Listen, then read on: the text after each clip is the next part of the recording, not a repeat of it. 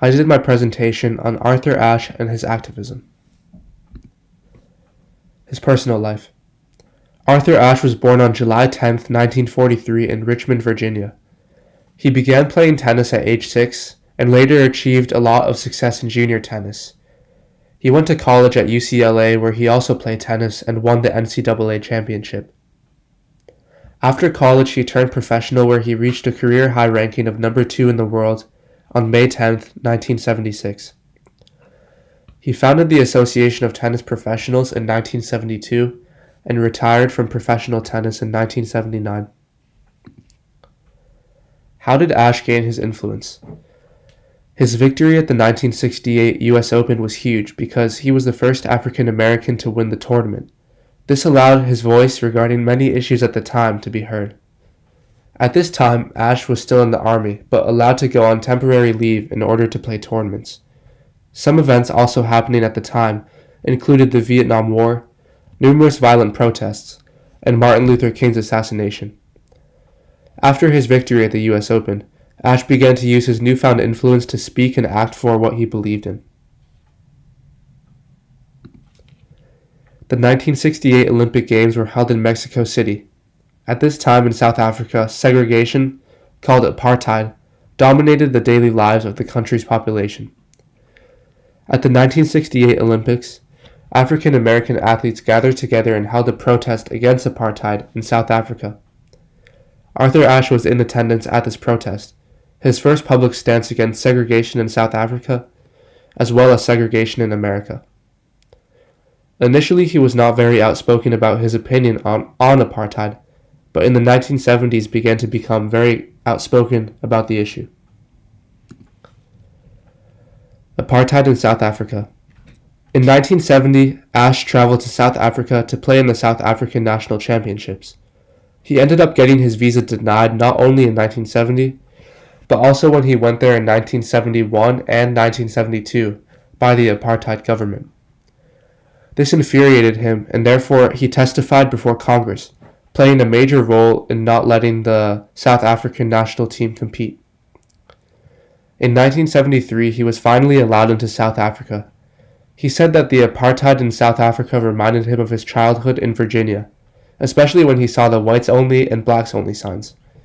This is why he felt so strongly to protest against it, even getting arrested while protesting in front of the South African embassy in Washington, D.C. Social justice. Ashe became not only a fighting voice for apartheid, but also for issues surrounding African Americans in the 1980s, ranging from affirmative action to inner-city crime. He also spoke a lot about gender equality and fair treatment for Haitian refugees. He believed that affirmative action was a form of reverse racism, because it lowered the bar for African Americans, which was the same group of people it intended to help. He spoke at thousands of rallies and chose his words carefully in order to avoid any possible trouble. Unfortunately, due to his outspoken stance regarding many issues, he was dismissed from the coaching position of the USA national team. Creating opportunities. After his tennis career, Ashe wanted to help kids in the same position as he was growing up.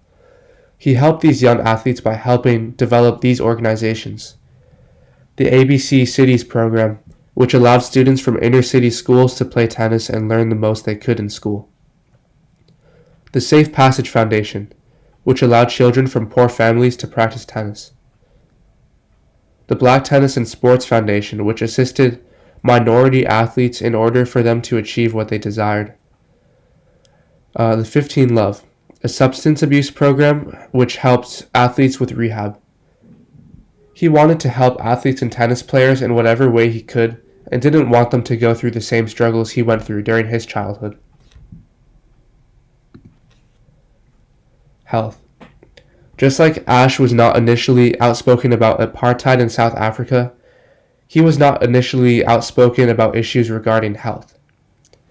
After having open heart surgery in 1983 and being diagnosed with HIV in 1988, he remained quiet for some time.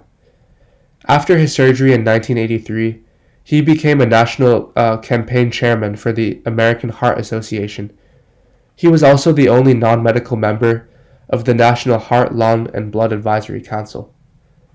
After being diagnosed with HIV in 1988, he kept it private until 1992 when he let the public know. Following his public announcement, he established the Arthur Ashe Foundation for the Defeat of AIDS to provide treatment to patients with AIDS and increase awareness about the disease, which led the U.S. government to use its resources towards AIDS research. Arthur Ashe Stadium. To commemorate the life of Arthur Ashe, in 1997, Arthur Ashe Stadium was built. It is located in Flushing Meadows, New York, where the U.S. Open is held. The stadium is the largest tennis venue in the world, seating 23,771 spectators. In conclusion, after becoming globally well known after the 1968 U.S. Open, Arthur Ashe used his influence to fight for and support things he believed in. He did this by attending protests, speaking in rallies to show what he believed in, and creating or developing organizations to help people who were struggling. Although he started as a tennis player, Ashe was most well known for his activism, how he stood up for and spoke out about what he believed in, and how he helped others.